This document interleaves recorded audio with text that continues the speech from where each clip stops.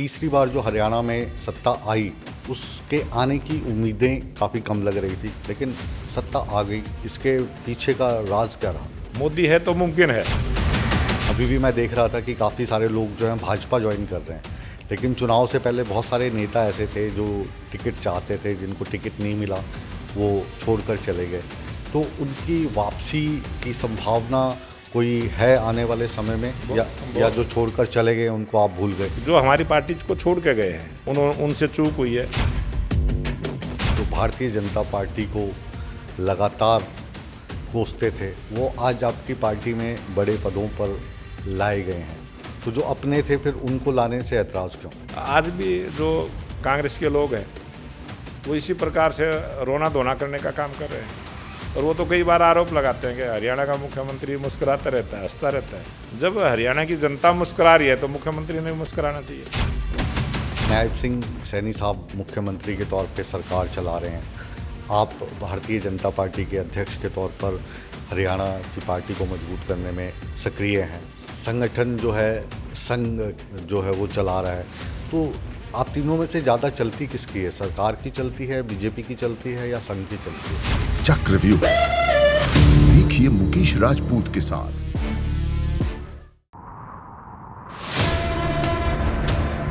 सत्ता के प्रभाव से विपक्ष के वार तक समझेंगे राजनीति का हर दांव पेच।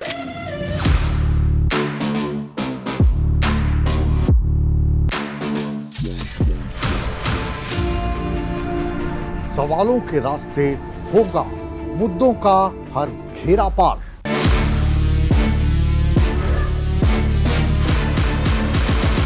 चक्रव्यूह देखिए मुकेश राजपूत के साथ। नमस्कार, आप देख रहे हैं न्यूज़ 18 नेटवर्क। ये है चक्रव्यूह, मैं हूं आपके साथ मुकेश राजपूत, और आज चक्रव्यूह के सवालों के घेरे में हैं मोहनलाल कौशिक, जिन्हें आप मोहनलाल बडोली के तौर पर भी जानते हैं। भारतीय जनता पार्टी के वरिष्ठ नेता, हरियाणा भाजपा के अध्यक्ष। बहुत बहुत स्वागत है आप। न्यूज़ 18 के संपादक एडिटर मुकेश राजपूत जी का भी मैं भारतीय जनता पार्टी की तरफ से भी और अपनी तरफ से भी आपका बहुत बहुत स्वागत, अभिनंदन भी करता हूं। और ये जो आपका चक्रव्यूह जी जो आपने बताया है जी, इस चक्रव्यूह को, जो भी आपके सवाल जवाब चक्रव्यूह के होंगे, मैं पूरा प्रयास करूंगा कि जो हमारी पार्टी का सिद्धांत, हमारी पार्टी का संस्कार, रीति रिवाज, मैं उसके मुताबिक अच्छे से आपकी सभी बातों का आपके इस चक्रव्यूह में जवाब दे पाएँ।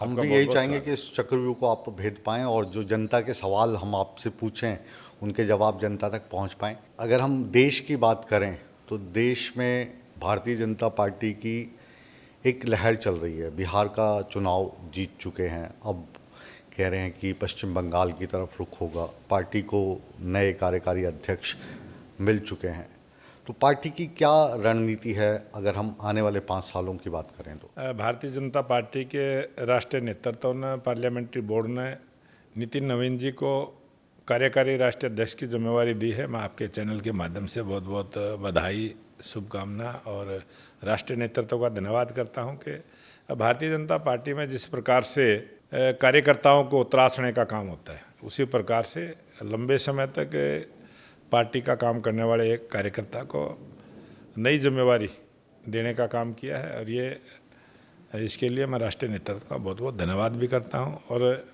जैसा आपने कहा कि भारतीय जनता पार्टी की लहर चल रही है, ये भारतीय जनता पार्टी की जो लहर है ये देश के लोकप्रिय प्रधानमंत्री नरेंद्र मोदी जी का निरंतर सघन तरीके से जनता की जो सेवा करने का, भारतीय जनता पार्टी की 2014 से केंद्र में सरकार है। देश के अपने देश के प्रधानमंत्री नरेंद्र मोदी जी के नेतृत्व में सरकार चल रही है, और हमारे एनडीए के जो घटक दल हैं उनका साथ लेकर चल रही है, और सबका जो समन्वय है, और सभी जो देश के प्रधानमंत्री नरेंद्र मोदी जी के कही हुई बात का अनुसरण करते हैं, और उसके साथ साथ जो जनता में अच्छा मैसेज आता है, उस अच्छे मैसेज का परिणाम है कि देश की जनता उस पर मोहर लगाने का काम करती है। जी, हरियाणा में भाजपा अध्यक्ष के तौर पर आपने चुनाव लड़वाया, आपने खुद चुनाव नहीं लड़ा। आपने कहा कि अध्यक्ष के तौर पर मैं चुनाव नहीं लड़ूंगा, लेकिन सभी जो विधायक हैं उनको चुनाव लड़ाऊंगा। और तीसरी बार जो हरियाणा में सत्ता आई, उसके आने की उम्मीदें काफ़ी कम लग रही थी, क्योंकि मीडिया में जो सर्वे आ रहा था, जो बॉडी लैंग्वेज कांग्रेस की दिख रही थी, जो बॉडी लैंग्वेज भाजपा की दिख रही थी, तो लग रहा था कि तीसरी बार सत्ता आना मुमकिन नहीं है। लेकिन सत्ता आ गई, इसके पीछे का राज क्या रहा? मुकेश जी, जैसा आपने कहा है कि भारतीय जनता पार्टी का कार्यकर्ता ऐसा संस्कारित कार्यकर्ता होता है। मेरे जैसे अनेक ऐसे कार्यकर्ता हैं जो प्रदेश अध्यक्ष की जिम्मेवारी मेरे को मिली, मैंने उस जिम्मेवारी का निर्वहन करते हुए ये निर्णय राष्ट्रीय नेतृत्व के सामने अपनी बात को रखा। जिस प्रकार का वातावरण है, इस वातावरण में कार्यकर्ताओं को संभालने की आवश्यकता है। और भारतीय जनता पार्टी के राष्ट्रीय नेतृत्व ने हमारे दो प्रभारी थे, हमारे चुनाव प्रभारियों की नियुक्ति हुई। मैं खुद था, हमारे संगठन मंत्री थे, हमारे महामंत्री थे। इस प्रकार से एक टीम बनी और टीम ने पूरा भारतीय जनता पार्टी के कार्यकर्ता का समन्वय करते हुए, बातचीत करते हुए उनको एक सूत्र में परोने का काम किया, जिसका ये परिणाम हुआ कि सामूहिक जो शक्ति होती है, सबकी जब शक्ति एक दिशा में लगती है तो वो परिणाम चेंज हो सकते हैं। ये हरियाणा के चुनाव ने करके दिखाया। हरियाणा की जनता ने आशीर्वाद दिया और हरियाणा की जनता को विश्वास था कि जो लोकप्रिय मुख्यमंत्री नायब सिंह सैनी जी को जो 56 दिन का उनको समय मिला काम करने का, और 56 दिन के अंदर उन्होंने हरियाणा की जनता के दिल को जीतने का काम किया। और हरियाणा की जनता ने ये महसूस किया कि वास्तव में अगर हरियाणा की सेवा करने का, जिस प्रकार की जिस सोच का उनको मुख्यमंत्री चाहिए, वो नायब सिंह सैनी हैं। और उसी पर देश के प्रधानमंत्री नरेंद्र मोदी जी ने जो उनको जिम्मेवारी दी, उस पर भरोसा करते हुए हरियाणा में तीसरी बार, और ये इतिहास है कि हरियाणा में तीसरी बार कोई भी पार्टी अपना पूरा कार्यकाल करने के बाद तीसरी बार सत्ता में नहीं आई, लेकिन भारतीय जनता पार्टी एक बार भाजपा, बार बार भाजपा, ये जो भारतीय जनता पार्टी की जहाँ सरकारें हैं वहीं ये संभव है। और वो कारण यही है कि सेवाई संगठन के माध्यम से हमारी सरकारें काम करती हैं। और जो चुनाव में हम वायदे करते हैं, जो चुनाव में हम जनता के सामने संकल्प लेते हैं और अपने संकल्प पत्र में कही गई बात को हम अपना संकल्प सिद्धि तक पहुंचाने का काम करते हैं, उस संकल्प को सिद्ध करने का काम करते हैं। उसी का ये परिणाम है कि आज नॉन स्टॉप तीसरी बार भारतीय जनता पार्टी की सरकार नायब सिंह सैनी के नेतृत्व में बनी। 56 इंच के सीने वाले हमारे प्रधानमंत्री 56 दिन मुख्यमंत्री रहे नायब सिंह सैनी, यानी ये जो 56 का आंकड़ा है ये आपको काफ़ी प्रभावित करता है। लेकिन जो आंकड़ा, अगर हम वोटर्स की बात करें, अभी इसमें कोई डाउट नहीं है कि भारतीय जनता पार्टी ने अपने दम पर यहाँ पे सरकार बनाई है। लेकिन वोट्स की बात करें तो जो कांग्रेस को वोट मिले और जो भाजपा को वोट मिले, उसमें 1% का भी फ़र्क नहीं था, तकरीबन बराबर से ही वोट मिले। लेकिन ये आप कहिए कि किस्मत अच्छी थी या मैनेजमेंट अच्छी थी कि आपकी सीट्स ज़्यादा आ गई, उनकी कम आ गई। उस पर आरोप प्रत्यारोप भी लगते रहे, वोट चोरी का आरोप लगातार आज भी उठता जा रहा है। तो वो क्या कहानी है? ये जो आपने बात कही है मुकेश जी के वोट परसेंटेज का जो है, बहुत सारी सीटें, हमारी 7 सीटें ऐसी हैं जो हम बहुत कम मार्जिन से आ रहे हैं। और जो कांग्रेस वाले लोग कहते हैं कि हमें 22,500 वोट ज़्यादा मिली है, 0.9% का आंकड़ा उसमें आता है। और मैं कहता हूँ वो तो 22,500 वोट की बात करते हैं। हमारी को अगर 5,000 वोट और मिली होती, हम तो 7 सीट जीत जाते हैं, इतने कम मार्जिन से आ रहे हैं। ये हमारे जो राष्ट्रीय नेतृत्व की जो सोच है, वो राष्ट्रीय नेतृत्व जिस प्रकार से काम करता है और उस काम को जब वो करते हैं तो सभी को सम्मान देने का काम करते हैं। और भारतीय जनता पार्टी का जिस प्रकार से टिकटों का वितरण हुआ, जिस प्रकार से किस कार्यकर्ता को कहाँ लड़ाना है, उसकी जो चयन प्रक्रिया रही, वो पहली सीढ़ी थी और वो अच्छी चयन प्रक्रिया रही। वो तो हमारी तो और 7-8 सीटें बढ़ जानी थी, जो थोड़ा सा वोट का और आंकड़ा बढ़ता। और ये पूरा का पूरा हमारे देश के प्रधानमंत्री नरेंद्र मोदी जी की नीतियों की जीत है। देश के प्रधानमंत्री नरेंद्र मोदी जी की नीतियों पर जनता का विश्वास है। मोदी है तो मुमकिन है, ये वैसे ही नहीं है, ये हकीकत है। मोदी है तो मुमकिन है, आप के जो पार्टी के लोग हैं वो पॉजिटिव वे में लेते हैं, जो आपका विपक्ष है इसी पर कटाक्ष करता है कि मोदी है तो मुमकिन है। अभी भी मैं देख रहा था कि काफ़ी सारे लोग जो हैं भाजपा ज्वाइन कर रहे हैं, लेकिन चुनाव से पहले बहुत सारे नेता ऐसे थे जो टिकट चाहते थे, जिनको टिकट नहीं मिला वो छोड़कर चले गए। तो उनकी वापसी की संभावना कोई है आने वाले समय में, या जो छोड़कर चले गए उनको आप भूल गए तो वो आपको भुला दें? मुकेश जी, बहुत सारे ऐसे नेता थे जो बड़े उतावले थे। जिस प्रकार से कांग्रेस में उतावलापन था, उसी प्रकार से उनके दिमाग में भी उतावलापन था, और वो हमारी पार्टी को छोड़ के एट ए टाइम गए, ऐसे समय पे गए जब एक एक कार्यकर्ता की बहुत आवश्यकता थी। और उन्होंने प्रयास भी किया है, लेकिन हमारे राष्ट्रीय नेतृत्व का फैसला है कि जिनको हम 6 साल के लिए पार्टी निकालती है, और वो दिल्ली से पूछ के निकालते हैं, और जब दिल्ली से इजाज़त मिलेगी फिर उन पर विचार करेंगे। हमारी किसी से कोई जो हमारी पार्टी को छोड़ के गए हैं, कोई हमारे उनसे कोई दुश्मनी नहीं है। वो बीजेपी के कार्यकर्ता थे, अच्छे कार्यकर्ता थे, वो उनसे चूक हुई है। वो जिस दिन राष्ट्रीय नेतृत्व से जाके बात करेंगे, अपनी बात को रखेंगे, अपनी गलती को स्वीकार करेंगे, हो सकता है राष्ट्रीय नेतृत्व फिर इजाज़त दे दे, फिर पार्टी में आ जाए कोई ऐसी। अब तो जो भारतीय जनता पार्टी है वो, अगर हम राजनीतिज्ञों की बात करें तो उनकी चहेती पार्टी बन चुकी है। वो सभी राजनीतिज्ञ जिनको भाजपा पानी पी पी के कोसती थी, वो सभी राजनेता जो भारतीय जनता पार्टी को लगातार कोसते थे, वो आज आपकी पार्टी में बड़े पदों पर लाए गए हैं। तो जो अपने थे फिर उनको लाने से ऐतराज़ क्यों? देखो मुकेश जी, सीधी सी बात है कि कांग्रेस से, जैसे आपने कहा, पानी पी पी के कोसते हैं। आज भी जो कांग्रेस के लोग हैं वो इसी प्रकार से रोना धोना करने का काम कर रहे हैं। और वो तो कई बार आरोप लगाते हैं कि हरियाणा का मुख्यमंत्री मुस्कुराता रहता है, हंसता रहता है। जब हरियाणा की जनता मुस्कुरा रही है तो मुख्यमंत्री ने भी मुस्कुराना चाहिए। आज हरियाणा में जो वातावरण बना है, हरियाणा की जो जनता जिस प्रकार से संतुष्ट है, खुश है, सभी समस्याओं का समाधान है। हरियाणा का कोई भी व्यक्ति अगर मुख्यमंत्री से मिलना चाहता है तो सीधा संत कबीर कुटीर चंडीगढ़ पहुंचता है, दरवाजे खुले हैं। रात को 12 बजे ही पहुंचता है तो मुख्यमंत्री जी 12 बजे ही मिलते हैं। कोई रात को 2 बजे ही पहुंचता है तो 2 बजे ही मिलते हैं। और मिलते हैं वो तभी मिलते हैं जब उनका समाधान होता है।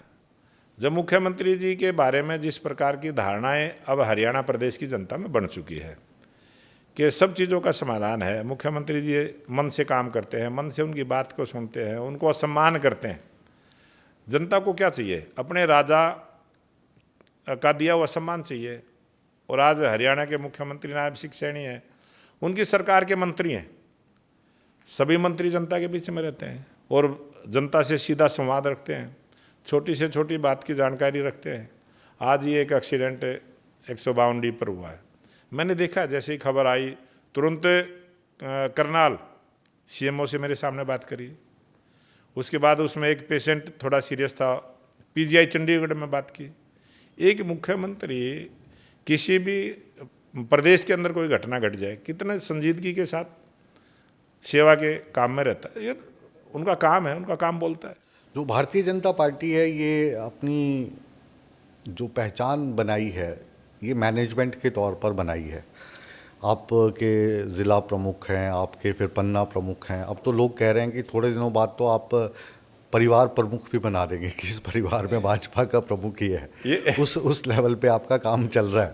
ये मुकेश जी आपने बहुत अच्छी इंटरेस्टिंग बात कही है। और वही कांग्रेस के लोग थे जो कहते थे हम पन्ने फाड़ देंगे। हाँ, और अब वो ढूंढ रहे हैं और अब वो बयान देते हैं कि भारतीय जनता पार्टी का तो पन्ना प्रमुख तक बना हुआ है और कांग्रेस पार्टी का जिलाध्यक्ष से आगे प्रक्रिया चालू नहीं हुई। उन्होंने ले दे के जैसे भी जिलाध्यक्ष बना लिया, उसके बाद उनकी फिर फुल स्टॉप लग गया है, फिर ग्रुपबाजी। अब कार्यकर्ताओं को जब पार्टी के अंदर भी काम करने का मौका नहीं मिलता तो पार्टी कैसे बढ़ेगी?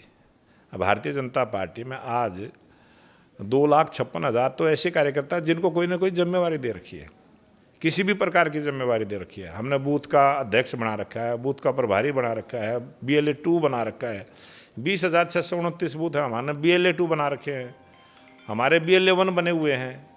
हमारी पार्टी के अंदर बूथ से आगे 5-6 बूथ के ऊपर शक्ति केंद्र है, फिर शक्ति केंद्र पर जिम्मेवारी है, शक्ति केंद्र के बाद हमारी मंडल पर जिम्मेवारी है, मंडल के बाद हमारी जिले में जिम्मेवारी है, जिले के बाद हमारी प्रदेश में जिम्मेवारी है।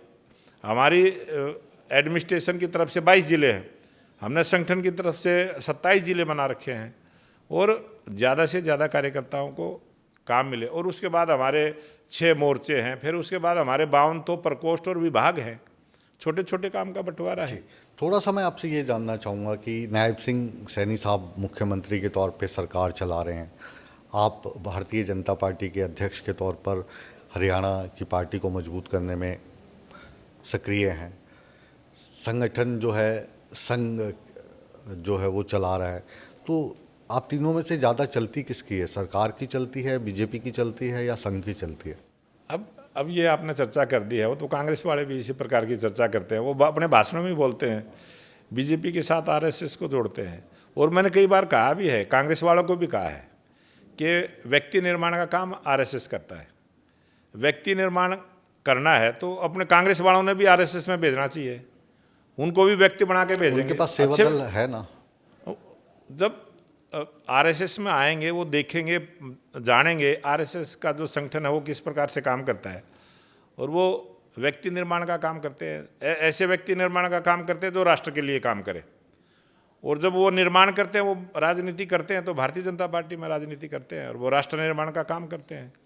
राष्ट्र के लिए अगर काम करना है तो बीजेपी में आए, अगर किसी परिवार के लिए काम करना है, किसी जाति के लिए काम करना है, किसी क्षेत्र के लिए काम करना है तो वो कांग्रेस पार्टी में जाए। एक जो नरेटिव आज बीजेपी का एक ऐसा संगठन है जो राष्ट्र के लिए काम करता है। कांग्रेस का जो इंडी गठबंधन है वो संगठन है, वो परिवारवाद में है, जातिवाद में है, वो क्षेत्रवाद में है, उनके अपने अपने परिवार हैं, अपने अपने परिवार की राजनीति करते हैं। लेकिन एक अब ऐसा नरेटिव सेट हो गया है कि जो भारतीय जनता पार्टी को वोट डालता है या भारतीय जनता पार्टी की सराहना करता है वो व्यक्ति तो राष्ट्र प्रेमी है, जो सरकार से सवाल पूछ ले या भाजपा पे सवाल पूछ ले तो वो राष्ट्र विरोधी हो गए। नहीं, सवाल पूछना चाहिए, सवाल पूछना अच्छी बात है।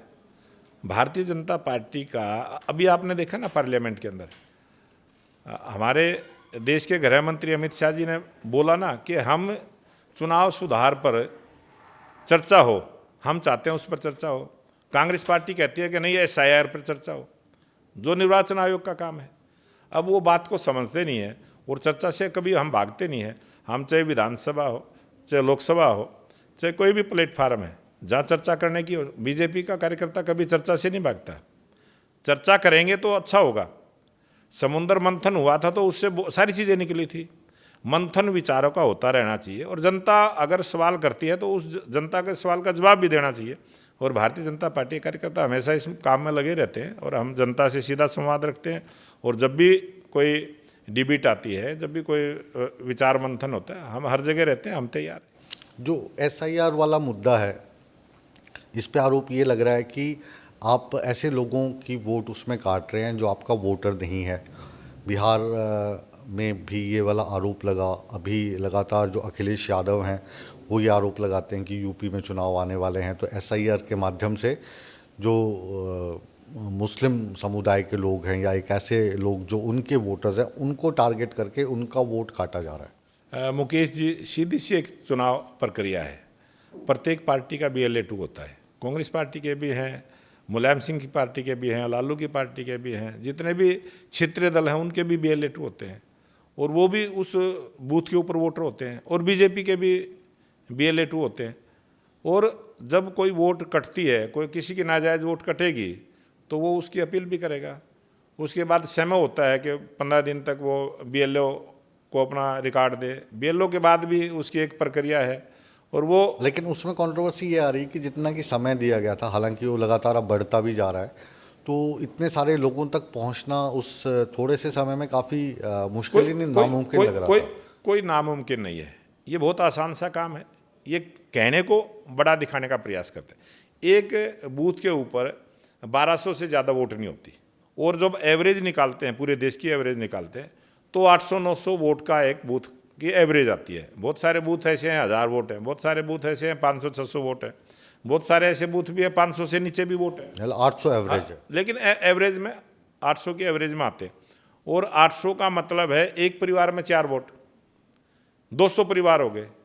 200 परिवारों में जाना और 200 परिवारों में जाके उनकी वोट की वेरिफिकेशन करना कितना बड़ा काम है। एक बीएलओ को एक बूथ दिया जाता है, उस पर पॉलिटिकल कार्यकर्ता भी होते हैं। ये बड़ा काम नहीं है। जब बहुत सारे लोग इस काम को करते हैं, बहुत आसान सा काम है। और बहुत सारी उसमें 80% वोटें तो वही होती हैं, 20% वोटें ऐसी होती हैं जो 18 साल से नीचे का उसकी वोट जुड़नी है। उसमें कुछ परसेंटेज वोट ऐसी होती हैं जो आज इस दुनिया में नहीं, जिनकी मृत्यु हो चुकी है।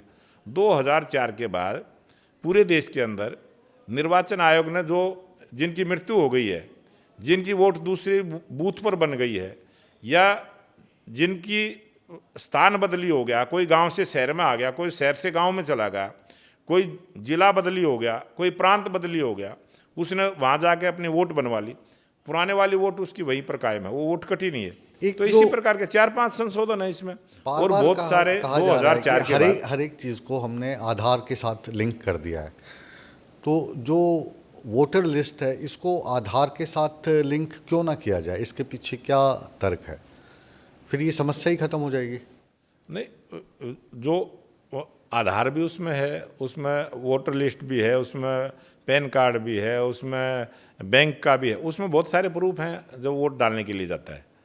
उसमें कोई तो एक कागज जरूरी नहीं है। जैसे मान लो आधार कार्ड जो है उसी को वोटर के साथ लिंक कर दिया जाए, तो उसमें घाटा क्या है, नुकसान क्या है? नहीं, वो तो सुझाव दें और निर्वाचन आयोग उसका अध्ययन करेगा, मंथन करेगा और उसके बाद वो लागू करेगा। सुझाव तो ये भी दे रही है विपक्ष की, ईवीएम को खत्म कर दो और फिर से बैलेट पे आ जाओ, क्योंकि बहुत सारे जो देश हैं जिन्होंने ईवीएम शुरू की थी वो फिर से बैलेट पेपर पे आ गए। मुकेश जी, ईवीएम को लेके आने वाले कांग्रेस पार्टी की सरकार, उस वक्त आप विरोध करते थे इनका?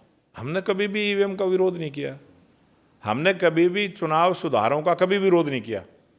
हमने हर बार अपनी बात को रखा कि इसमें ये और हो जाए तो और अच्छा है। हम अच्छाई की तरफ बढ़ने वाले हैं, हम विकास को रोकने वाले लोग नहीं हैं। भारतीय जनता पार्टी की जहाँ सरकार भी है, भारतीय जनता पार्टी जहाँ विपक्ष में भी है, हम पॉजिटिव सोच के साथ अपनी बात को रखते हैं। देश के लिए जो अच्छा हो सकता है उसके लिए बात रखते हैं। देश में अच्छे से अच्छा हो। इस देश ने विकसित राष्ट्र बनना है। विकसित राष्ट्र बनना तो सारे सुधार होने चाहिए, सारी कमियां दूर होनी चाहिए और नई सोच के साथ आगे बढ़ना चाहिए। तो भारतीय जनता पार्टी की तो सोच है ये कि हम नई सोच के साथ, नई तकनीक के साथ, डिजिटल माध्यम से लेन देन हो। हमने तो उसका स्वागत किया, बढ़ावा दिया। और यही जो विपक्ष के लोग हैं, जो इंडी गठबंधन के लोग हैं, ये हर बार में अच्छे काम का भी विरोध करते हैं, इंडिया विरोध के लिए विरोध करते हैं। इंडिया क्यों नहीं बोल देते आप? इंडी क्यों बोलते हो? इंडिया और इंडी में भी बहुत अंतर है। क्या अब वो जिस प्रकार का घटक दल है उसका पूरा तो इंडिया ही बनता है। नहीं, वो उन्होंने इंडिया नाम भी ज़्यादा पसंद नहीं होता आपको? भारत ज़्यादा अच्छा? भारत अच्छा है ना। हाँ, लेकिन सारे डॉक्यूमेंटेशन में विदेश में तो इंडिया ही चलता है, भारत कहीं पे है नहीं। नहीं, अब वो जिनका दिया हुआ नाम है वो एक अलग मुद्दा है। वो अब तो लेकिन उसको भी बदला जा सकता है, लेकिन काफ़ी लंबी प्रक्रिया होगी। खैर, अब अगर हम भाजपा की बात करें तो पार्टी अध्यक्ष जो हैं, कार्यकारी पार्टी अध्यक्ष जो बनाए गए हैं, मुझे लगता है कि शायद इन्हीं को अध्यक्ष बाद में बनाया जाएगा, या कुछ और जानकारी है, कुछ समय के लिए बनाए गए हैं। पौष मास के चलते 2-1 दिन पहले ये नाम आ गया जो कहीं पे था नहीं, सुर्खियों में नहीं था। बड़े बड़े नाम चल रहे थे, सारे पीछे चले गए। इसके पीछे क्या रणनीति है? ये भारतीय जनता पार्टी है। ये भारतीय जनता पार्टी को ये मीडिया में कुछ चल जाए वो हो जाए, उस सिद्धांत पे नहीं चलते। भारतीय जनता पार्टी तो अपने विचारों से चलती है। जो लोग चिंतन मंथन करते हैं और जो चिंतन मंथन करते हैं, जो फाइनल फैसला होता है वो एकदम से तो अपने अपने आकलन सबके होते हैं। मतलब भारतीय जनता पार्टी में मान लीजिए कोई नेता आपको पसंद नहीं है और आपको लगता है कि वो कुछ बन जाएगा फ्यूचर में, तो उसका नाम मीडिया में चला देना चाहिए, फिर नहीं बनेगा। ये फॉर्मूला है? वो भी बहुत सारों पर नुकसान होता है। बहुत सारे नेताओं को नुकसान ऐसे भी होता है, वो अपने तरीके से करते हैं, लेकिन सारी 100% कुछ नहीं है रिजल्ट। अब बिहार के अंदर इतनी बड़ी जीत हुई है तो ये सभी कार्यकर्ताओं के सामूहिक प्रयास से हुई है। सरकार ने अच्छा काम किया है और जो विपक्ष ने जिस प्रकार से वहाँ प्रचार किया है, विपक्ष ने रैलियाँ भी निकाली हैं, ये वोट चोरी का मुद्दा पूरा हाईलाइट करने का काम किया है। और आपने देखा हरियाणा में भी किस प्रकार से उन्होंने जो वातावरण बनाया था। ये तो विपक्ष का काम है, वो अपना वातावरण बनाते हैं, लेकिन जनता सब जानती है। अब जनता ने तर्क संगत ढंग से, क्योंकि आप संगठन से भी जुड़े हैं, पार्टी से भी जुड़े हैं, सरकार में भी रहे हैं, जो 45 साल के जो युवा हैं उनको आपकी पार्टी ने, जो कहा जाता है कि विश्व की सबसे बड़ी पार्टी है, आप लोग क्लेम करते हैं इसको, तो पार्टी की क्या सोच बदल रही है अब कि जो युवा हैं उनको मौका दिया जाए और जो धीरे धीरे उम्र पा रहे हैं उनको अब मार्गदर्शक का मंडल में जगह दी जाए? देश के प्रधानमंत्री नरेंद्र मोदी जी ने, हमारे राष्ट्रीय अध्यक्ष जी ने, अमित शाह जी ने कई बार बोला है कि युवा नेतृत्व आगे करना चाहिए, और युवा नेतृत्व को एक आगे करने का काम किया है। और युवा नए विचारों के साथ जिस प्रकार से आगे बढ़ता है, लंबे समय तक पार्टी के काम में भी आएंगे, और ये अच्छी सोच है। युवाओं को मौका मिलना चाहिए। और 35 साल तक के जो बीजेपी के कार्यकर्ता वो युवा मोर्चे में काम करते हैं। 35 साल की जैसे ही उम्र होती है हम उसको पार्टी में ले लेते हैं। और जो अच्छा नितिन नवीन जी युवा मोर्चे के राष्ट्रीय महामंत्री रहे हैं, अनेक जिम्मेवारियों पर रहे हैं, झारखंड के प्रभारी, सह प्रभारी, कई जिम्मेवारियां रही हैं। और सरकार में मंत्री रहे हैं, इनके पिताजी मंत्री रहे हैं। वो बहुत अच्छी सूझबूझ के अच्छे कार्यकर्ता हैं, पुराने कार्यकर्ता हैं, और शुरू से ही बीजेपी पार्टी के कार्यकर्ता हैं, संघ से स्वयंसेवक हैं संघ के। तो बहुत सारी चीज़ें पार्टी देखती है, और बहुत अच्छे जिम्मेवारी अच्छे समय पे दी है। और हमारे राष्ट्रीय अध्यक्ष जगत प्रकाश नड्डा जी को जो जिम्मेवारी मिली थी, इसी प्रकार से कार्यकारी की जिम्मेवारी दी थी उनको, फिर बाद में कर दिया था। और ये तो बाद में राष्ट्रीय नेतृत्व क्या फैसला करता है, क्या करता है, वो तो उसके ऊपर डिपेंड है। इसके बारे में कोई कुछ कह नहीं सकता। पौष मास शुरू हो गया, तो पौष मास में कुछ ज़्यादा होगा ऐसा हमें लगता नहीं है। नहीं। तो इन चीज़ों का जो भारतीय जनता पार्टी है, भारतीय जनता पार्टी की सरकार है, संगठन है, ये बहुत ध्यान रखते हैं कि मतलब मुहूर्त कैसा है, सनातन की आप लोग बात करते हैं। हमारी जो पार्टी है वो सभी धर्मों का सम्मान करती है, लेकिन लगता है कि फिर सनातन को मानने वाले लोगों की इतनी बड़ी संख्या है देश में, उनकी भावनाओं का भी तो सम्मान होता है।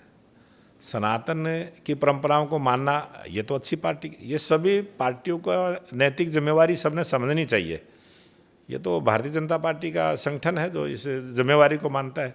हम सभी धर्मों का सम्मान करते हैं, लेकिन जब दूसरे धर्मों के कोई रीति रिवाज त्यौहार हम उनमें भी सम्मान करते हैं। कोई जब सनातन की बात होती है, जाहिर है कि ये हिंदुस्तान है, सबसे ज़्यादा हिंदू यहाँ पे रहते हैं, लेकिन जब उनकी ज़्यादा बात होने लगती है तो जो माइनॉरिटीज़ हैं, अलग अलग कम्युनिटीज़ हैं, वो कहीं से डर जाती हैं कि शायद उनके हक छीन लिए जाएं, उनको वो रिस्पेक्ट ना मिले जो एक हिंदू होने पर मिल सकती है। ये धारणा लगातार पनपती जा रही है, बनती जा रही है। ये ऐसे ही है जैसे बहुत सारे लोग जो है सनातन के ऊपर उंगली उठाने का काम करते हैं, लेकिन सनातन वाले कभी दूसरे पे उंगली उठाने का काम नहीं करते। हम तो सबका सम्मान करने का काम करते हैं। उनकी भी जिम्मेवारी होती है कि सनातन का सम्मान वो भी करें। और जब बहुसंख्यक समाज है, सनातनी ज़्यादा हैं, तो उनकी भावनाओं को ठेस ना पहुँचे, ऐसा काम उन्होंने करना चाहिए। लेकिन कांग्रेस पार्टी तो कभी एक तरफा चलती है, वो हर चीज़ में जातिवाद को देखते हैं, हर चीज़ में उनकी सोच वही है। लेकिन भारतीय जनता पार्टी के हमारी अपनी जो विचारधारा है, जो हमारा संस्कार है, वो सनातन का संस्कार है, उसमें कोई मैं डिनाई नहीं करता, लेकिन हम उसके साथ साथ सभी का सम्मान करने का भी काम करते हैं। जी, अब जैसे संसद चल रही थी तो उसमें वंदे मातरम का इशू उठा दिया गया। इश्यूज़ और भी उठ सकते थे जो बुद्धिजीवी लोग कहते हैं, जैसे SIR वाला जो मुद्दा है उस पर बहस होती, महंगाई का जो मुद्दा है उस पर बहस हो सकती थी, रुपया जो है वो लगातार गिरता जा रहा है डॉलर के मुकाबले में, उस पर बहस हो सकती थी। लेकिन ध्यान भटकाने के लिए कोई ना कोई विषय ऐसा आ जाता है कि उस पर चर्चा शुरू होती है और बाकी चीज़ें जो हैं वो फिर पीछे रह जाती हैं। वंदे मातरम के 150 वर्ष पूरे हुए। 150 वर्ष पूरे होने पर एक कार्यक्रम हुआ, और उस कार्यक्रम को लेके जनता के बीच में उस विषय को गए, तो उस विषय को लेकर उन्होंने भी जाना चाहिए था, उन्होंने भी बात रखनी चाहिए। उसका विरोध क्यों करें? 150 वर्ष वंदे मातरम बंकिम चटर्जी जी ने जिस समय इसकी रचना की, जब उसके 150 वर्ष पूरे होंगे तभी तो प्रोग्राम होगा। उस प्रोग्राम को किया। ऐसे से कोई ना कोई प्रोग्राम आप निकाल के ले आते हैं जिससे फिर मेन मुद्दों से ध्यान भट जाता अब है। अटल बिहारी वाजपेयी जी की शताब्दी वर्ष है, 100 वर्ष पूरे हुए, तो हम ये 101वीं जयंती अब मनाएंगे। 100 वर्ष पूरे हुए, पूरे वर्ष तक हमने सुशासन के रूप में कार्यक्रम चलाए हैं, पार्टी के चलाए हैं, उससे पहले तो नहीं चलाया हमने। जब भी कोई ऐसा होता है, अब देश में कांग्रेस पार्टी को या जो इंडी गठबंधन के दल है उनको लगता है कि ये निकाल के ले आते हैं। अच्छा। निकाल के लेके नहीं, वो अपने आप आते हैं, हम उन पर काम करते हैं, उनको लगता है ये निकाल के। अच्छी ठीक, सोच कर आपका रिसर्च वर्क होता है ये। ठीक है, तो बडोली साहब, हमारी शुभकामनाएं आपके साथ हैं और हमारे खट्टे मीठे तमाम सवालात का आपने कितनी ईमानदारी से जवाब दिया और कहाँ पे इस चक्रव्यूह को आप भेद पाने में कामयाब हुए या नहीं हुए और कहाँ कहाँ हमें गोल गोल घुमाने की कोशिश की, इसका फैसला हम हमेशा की तरह जनता पे छोड़ते हैं। लेकिन आपसे बातचीत करने के लिए बहुत बहुत शुक्रिया। आप इस चक्रव्यूह प्रोग्राम को लेकर आए, आपका भी बहुत बहुत धन्यवाद करता हूँ, आभार प्रकट करता हूँ। और जब भी आपका कोई प्रोग्राम चले ज़रूर हमें शामिल करें इसके लिए। हमेशा आपको करते रहें, आगे भी करते रहेंगे। धन्यवाद। तो चक्रव्यूह में आज इस अंक को अब यहीं पर विराम देते हैं, लेकिन आप कहीं मत जाइए, बने रहिए नेटवर्क 18 के साथ। खबरों का सिलसिला लगातार जारी है। नमस्कार।